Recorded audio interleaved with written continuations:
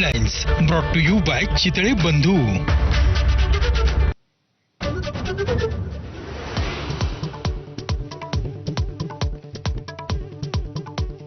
गणेशोत्सवाच्या आदल्या रात्री विरारमध्ये मोठी दुर्घटना. इमारत कोसळून 14 जणांचा मृत्यू तर 9 जण गंभीर जखमी. बिल्डरला अटक करत सदोष मनुष्यवधाचा गुन्हा दाखल.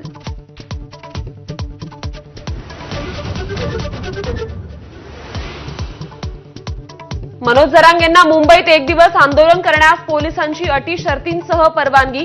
फक्त 5,000 आंदोलकांना एंट्री मिळणार, तर एका दिवसात मागण्या पूर्ण करा, जरांगेंचं आवाहन. आझाद मैदानावर आंदोलनाची परवानगी दिल्यानंतर मनोज जरांगेंकडून हमीपत्र सादर. कायदा आणि सुव्यवस्था राखण्यासाठी अटी शर्तींचं पालन करण्याचं दिलं आश्वासन.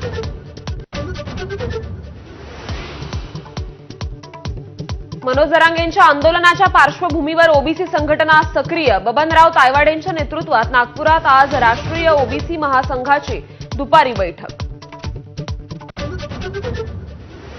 मराठा आंदोलक मनोज जरांगेंची मुंबईच्या दिशेनं कूच. जरांगे पाटील यांना आश्वासन देण्यासाठी मंत्रिमंडळ उपसमितीची आज बैठक होण्याची शक्यता.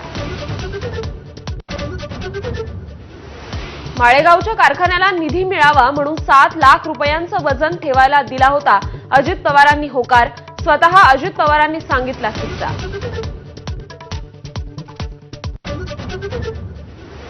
संघा इतका कडवा आणि तीव्र विरोध कोणत्याही स्वयंसेवी संघटनेला सहन करावा लागला नाही.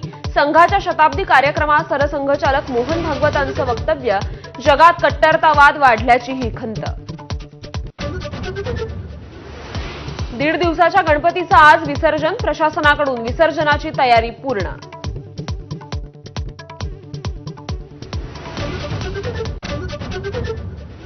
जम्मू काश्मीरसह हिमाचल प्रदेश आणि पंजाब पुरामुळे बेहाल. वैष्णोदेवीच्या मार्गावरील हाहाकारामुळे 41 जणांचा मृत्यू. 119 वर्षातील सर्वाधिक पाऊस झाल्याची नोंद. पंतप्रधान नरेंद्र मोदी जपान आणि चीन दौऱ्यावर. चीनमध्ये होणाऱ्या एससीओ बैठकीत तर जपानसोबत होणाऱ्या 15व्या भारत जपान वार्षिक शिखर परिषदेत सहभागी होणार.